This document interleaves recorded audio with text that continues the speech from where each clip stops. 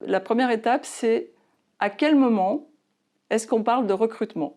Il y a deux causes possibles pour mettre en mouvement un recrutement. La première, c'est ce qu'on appelle la vacance d'un poste. C'est lorsque un poste se libère, un départ à la retraite, des congés prolongés, etc. La deuxième possibilité pour lancer un recrutement, c'est la création d'un poste. Pour la vacance, on parle d'un besoin ponctuel. La plupart du temps, on a plutôt recours au CDD ou à l'intérim. Pour la création d'un poste, on parle d'un besoin structurel ou organisationnel. Et là, on est plus enclin à avoir recours à un CDI. Donc vous l'aurez compris que le processus de recrutement vise à recruter la bonne personne pour la positionner au bon endroit et au bon moment. Donc pour cela, on va rentrer dans une phase d'analyse détaillée du besoin. Et une des premières choses que l'on va prendre en compte, c'est le coût d'un recrutement. Donc, une fois qu'on a fait cette analyse-là, on pourra faire un budget.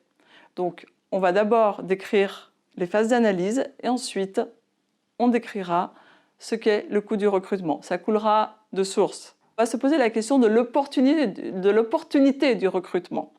Est-ce que le manager qui vous demande de recruter une personne, est-ce qu'il a étudié toutes les possibilités qu'il peut avoir en interne pour recruter? Est-ce qu'il a regardé la mobilité possible entre des différents services également pour alimenter son poste?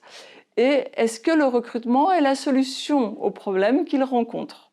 Donc là, on est plus sur on va dire une analyse avec un peu de hauteur par rapport aux besoins. Ensuite, on va commencer à regarder de combien de personnes a-t-on besoin? Pour quelle durée? Si on est dans la position d'un besoin pour un poste ponctuel. Quelle est la date de prise de poste? Quels sont les délais que nous avons pour recruter? Quel est le budget alloué? Dans le budget, on va parler des coûts de recrutement, mais aussi on abordera quel est le salaire proposé, quel est le taux horaire proposé, quelles sont les conditions proposées. On pourra aussi aborder ces sujets-là pour être clair dans la préparation de notre recrutement. Ensuite, une fois qu'on a discuté avec la personne qui nous fait la demande de tous ces aspects-là, on commence à avoir tous les éléments qui nous sont nécessaires pour lancer un recrutement.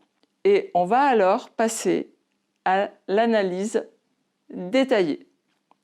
Donc, avant de passer à cette analyse détaillée, on aura fait, on va dire, la description synthétique du processus. Donc, on va avoir une première phase qui est l'analyse du besoin. Ensuite, on va s'attacher à identifier le poste de la manière la plus précise possible, de manière à recruter le bon candidat.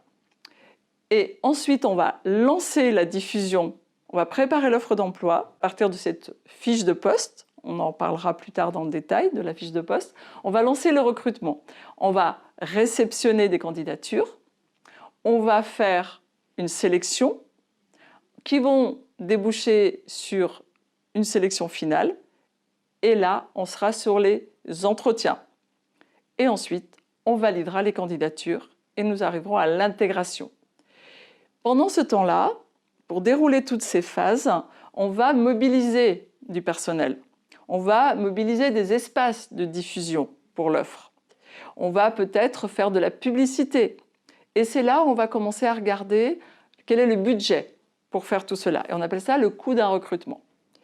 Et d'où l'importance de bien analyser le besoin et de bien cibler le poste, de bien le décrire pour être sûr de ne pas se tromper.